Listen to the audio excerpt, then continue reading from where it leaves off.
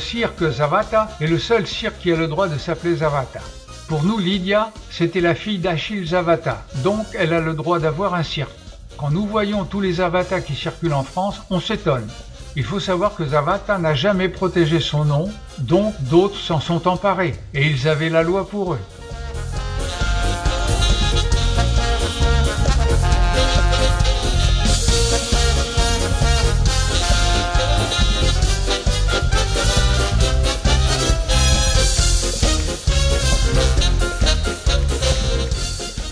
On a vu au début qu'il y avait des orchestres dans les cirques. La musique, c'est très important.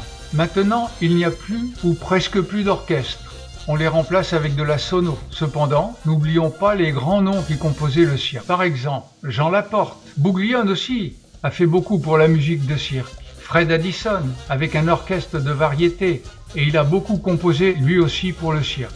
Jacques Elian faisait également de la musique de cirque.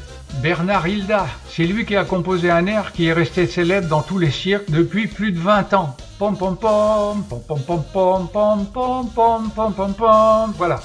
Les Cipollot faisaient aussi de la musique de cirque, mais uniquement avec des bouteilles, des enclumes, des marteaux, des clochettes, des pentacloches. Ils avaient révolutionné une partie de la musique de cirque, ils jouaient de n'importe quoi. Carmino Angelo, c'est lui qui est toujours là en 2017 et depuis longtemps. Il a une discographie de musique de cirque incroyable, et même le moderne est bien accueilli.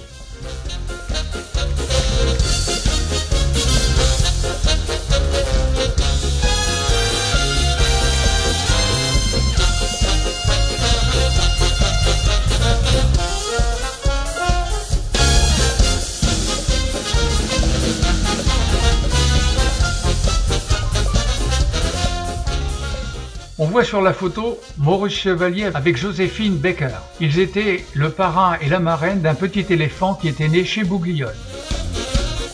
Fernand Reynaud a aussi été employé chez Amar, alors qu'il était connu pour prendre excessivement cher. Amar arrivait pourtant à s'en sortir. Il faisait le plein, c'était connu. Il suffisait de mettre son nom sur les affiches et lui faisait la deuxième partie du spectacle.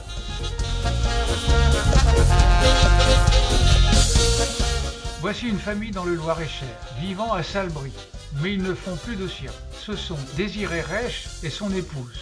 Reich avait travaillé très longtemps avec Achille Zavata, c'était son bras droit, et il était spécialisé dans le dressage des chimpanzés. Ce dernier est le seul en France qui détient encore un bonobo. C'est interdit de les avoir en captivité, mais lui a le droit. Il l'a eu tout petit, il l'a élevé, et son bonobo a une particularité que voici. Un homme va le voir et il lui dit « Je suis Yves Coppens. J'ai appris que vous avez un bonobo. » Cet homme était le professeur du Muséum d'Histoire Naturelle et il lui explique « J'ai appris que votre bonobo comprend beaucoup de choses.